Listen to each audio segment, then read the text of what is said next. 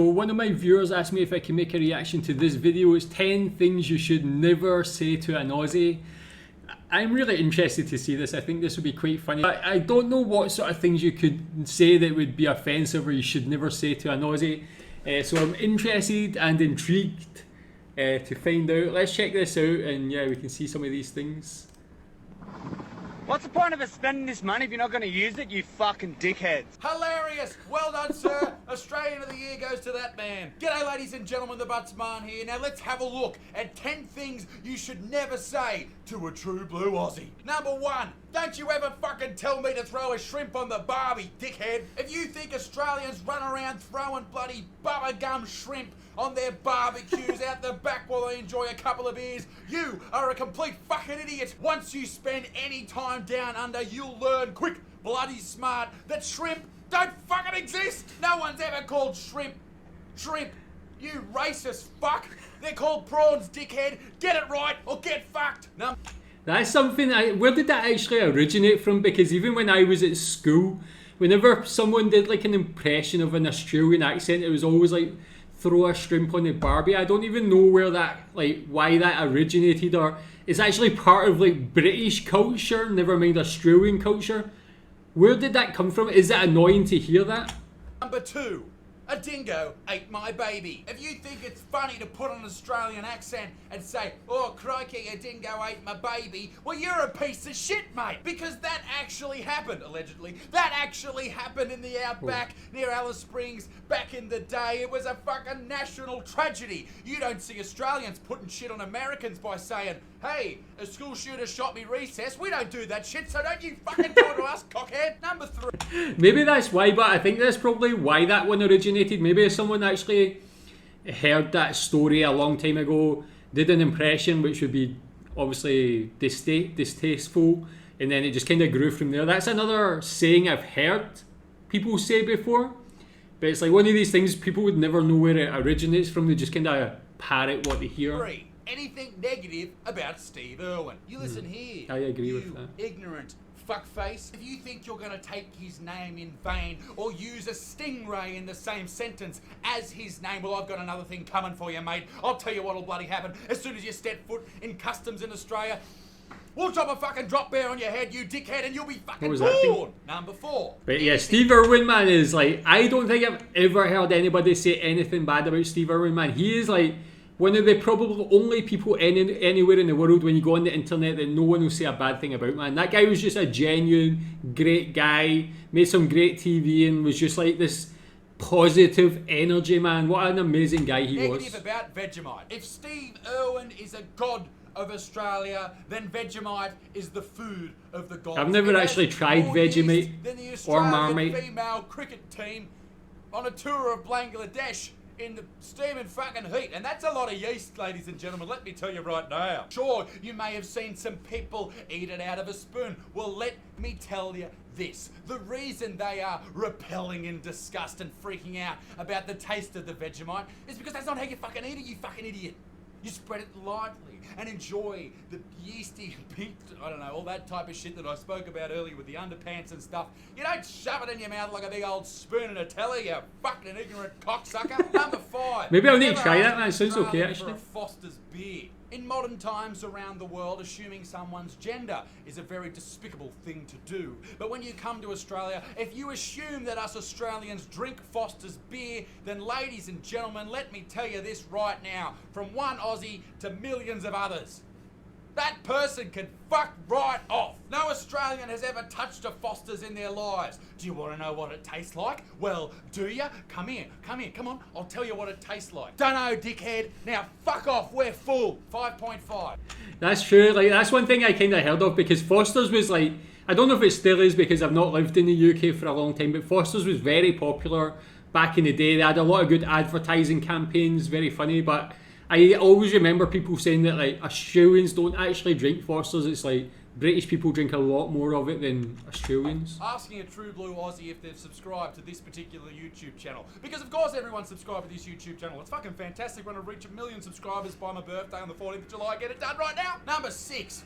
Do you ride a kangaroo? Every single person across the world, every little foreigner seems to think that us Aussies jump on the back of marsupials just to get around our great country. Listen, bitch. We've got Uber, we've got cars, we've got buses, we've got jet skis, we've got other shit. Why the fuck would we jump on the back of some motherfucker that just bounces around and is smaller than your average human? It doesn't work mechanically is what I'm saying. The closest we happen to get to these beautiful national icons is when a fucking bull bar hits the motherfucker because they're too fucking stupid to move out of the way of a car. I mean, how fucking dumb can you be standing there staring at a bloody car? How many cars have you seen? You know how your uncle, your mother, your cousin, your sister, your brother, your father, they all died on the road, on the highway because they got hit by a fucking big car? Here's the hot tip, kangaroo man. Don't fucking stand in front of cars, you cockhead. That's like, not that specific example obviously, but one thing that I can kind of relate to with people like prejudging things is when I moved here to Asia, because I'm from Scotland, so many people have asked me, do I play bagpipes? I'm like... People don't just play the bagpipes, man. Sometimes I'll say like, yeah, like everybody gets taught it in school, but I don't think I've been that close to a set of bagpipes, man. But it's like, I can feel his pain, man. People just asking some questions that like are kind of nonsensical just based on where you're from. Number 7. Yeah, Australia's nice, but I prefer New Zealand. You fucking what? Sure, New Zealand's got some amazing features on their homeland, Lord of the Rings, etc, etc. But let me just explain this to you really, really quickly and quite bluntly. New Zealand is Australia's little brother. And by that I mean every single person in New Zealand fucks sheep. Do you want to go to a country where they sexually attack sheep? Oh my god. No, no one does. Fuck New Zealand. He's just offended so many people. Number 8. Do your toilets flush counterclockwise? Oh yeah, I've heard that one before actually. We've seen it on The Simpsons that apparently in Australia the toilets flush counterclockwise. Who gives a fuck which way your shit spins before it leaves the toilet and floats out into the ocean? Who gives a fuck? If you're travelling across the country for 12, 15, 18, 24 hours in an aeroplane and you get to the country just for the sole purpose of doing a big old gurnzo and you just want to see where it goes and how it spins, whether it is in line with the way the clock spins or in reverse, you are a dead set fucking goose, alright? Fuck you, goose goose, honk honk. Number 9. Jeez, this guy, man. Don't try and use the Aussie slang. Don't come up to an Australian and say, "G'day, mate," or even come up to an Australian and say, "How are you going, mate?" Alright? You don't understand the vernacular here. The vernacular here works in a very different way, okay? It's not, "G'day, mate," it's, "G'day, mate." See that? "G'day, mate." Nice and quick. "G'day, mate. How are you going, mate?" is, "How you going, mate? How you going, mate? G'day, mate. How you going, mate?" Alright? It's not that fucking hard. And number 10, we are here. The last thing that you don't want to say to an Australian is, "Oh, I don't want to go there. It's too dangerous. The animals are too dangerous." Bitch, are you serious? Sure, we've got some dangerous animals like redbacks, funnel webs, taipans, brown snakes, fucking big fuck-off emus, cassowaries apparently, they live here as well. Never seen one, whatever. Blue ring octopuses, massive fucking crocodiles, huge fucking great white sharks. But at least every dickhead and his dog doesn't have a semi-automatic weapon that can mow down 40 fucking people in 30 seconds. So in Australia, basically all you have to do is check your shoes for redbacks, and then you don't have to worry about getting shot in the fucking head in the movies. Gee. Sounds fair? But there is a group of animals that you need to be aware of if you come here. They are disgusting, freak-like animals. And you know who I'm talking about. I'm talking about Australian cyclists. And this video caught my eye this week when this, I don't want to say Australian legend because he is doing something very illegal. And I don't agree with illegal things. So don't do this at home. Don't do this on the road. But this was fucking hilarious. What's the point of us spending this money if you're not going to use it, you fucking dickheads? Hey, pull over so I can have a chat. Fuck off, you fucking idiot. Use the fucking bike track, you dumb cunt. Jeez.